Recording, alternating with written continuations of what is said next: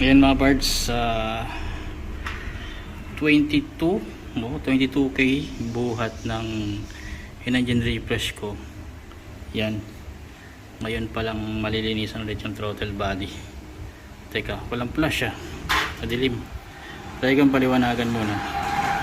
Ayan mga parts, sa 22k buhat ng naglinis nga ako, nag-engine refresh ako ng NMAX B1 ko. Ayan, ngayon pa lang ulit malilinisan tong throttle body. Yun. Kaya siguro one time naka-experience ako biglang namamatay, pero nag-i-start pa rin naman. Pero yan dumi na rin. Tapos ito, yun, yun 22k o 20 plus na tinakbo.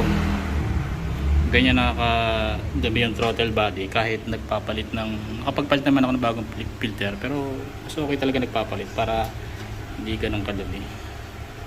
So ayan, lilinisan ko lang naman yan, wala namang bago sa paglilinis nyan. So ayun mga parts,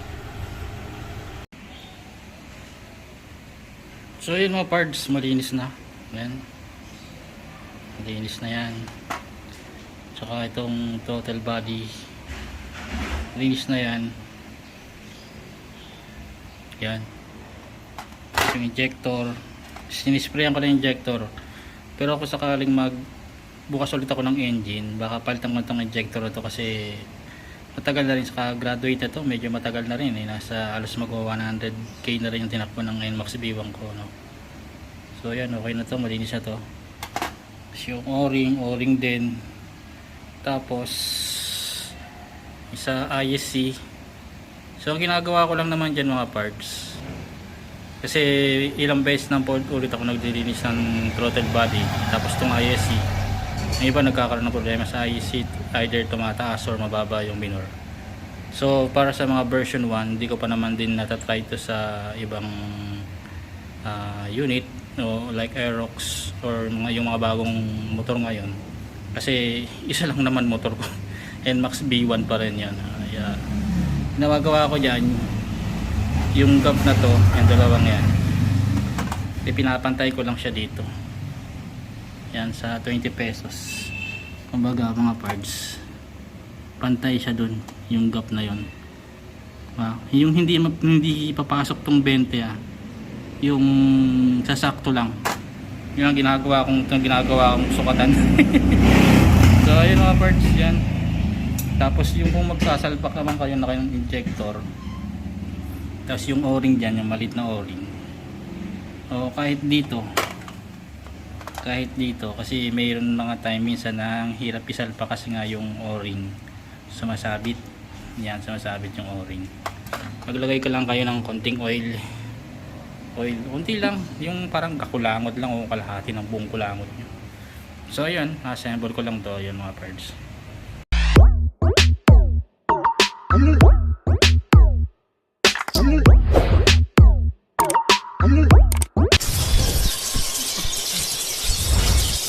Yun parang lumakas yung charging ko. Nagko 14.1 na.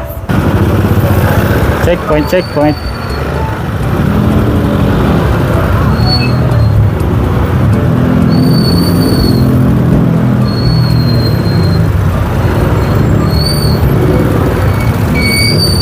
Karoon ko na checkpoint dito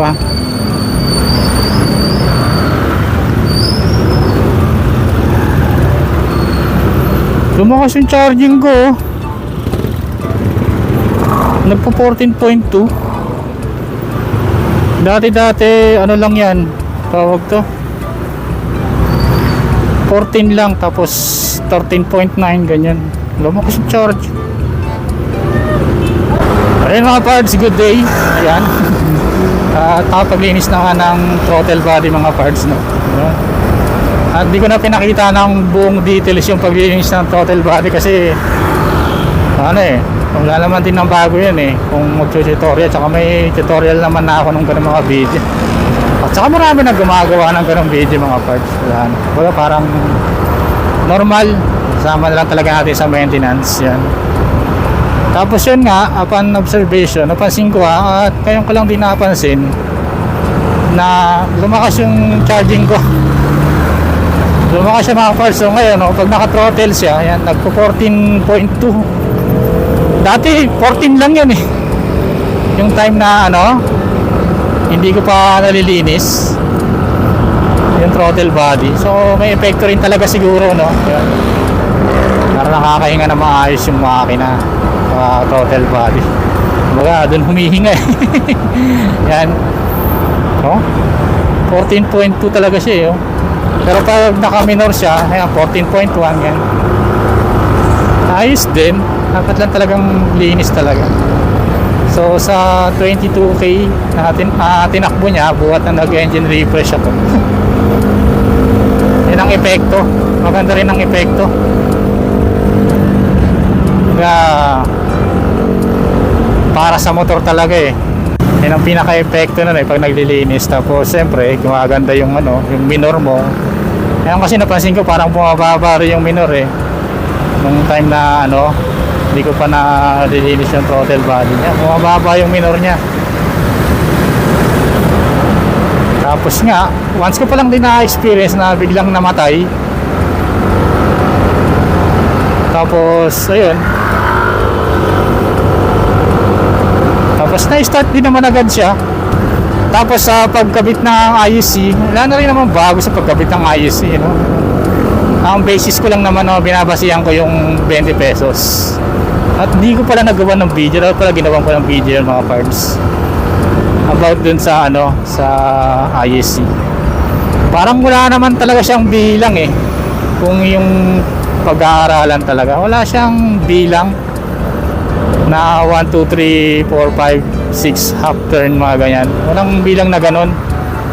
Ang ano dun mga parts, yung distansya lang talaga. Distansya, yan. At may, dapat talaga ginawan ko ng video eh. Yung distansya yung ganun, ginawa ko mas higit pa sa kapal nung 20 pesos. Nag-try lang din naman ako kasi may mga sabi-sabi na kusa naman daw nag-a-adjust yung IEC. Yan, basta malinis yung pinaka-thread nung pinaka-plastic needle niya. Tapos kailangan yung spring niya pantay, yan. So sinubukan ko yun mga parts. Abay, okay din naman yung minor niya. Sa una mataas yung minor niya. Tapos biglang bababa yung minor. Yung magiging normal, nasa 1,000 something yung minor. Tapos yun, nakuha na. Ganun na kadali. Ito nga yun, itong settings na sinubukan ko.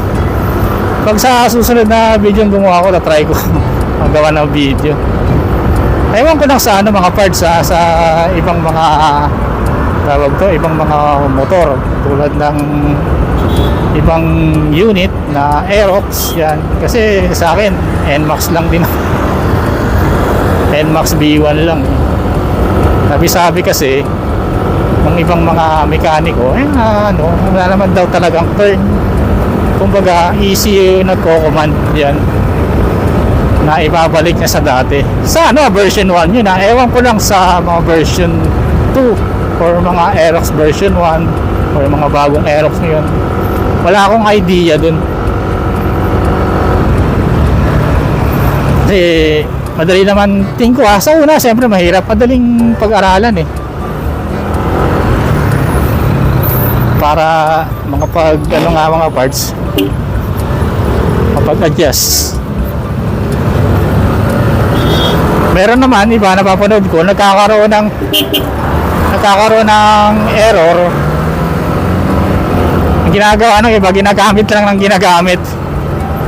Basta nakasampa yung plastic needle sa ano, sa pinaka-thread niya.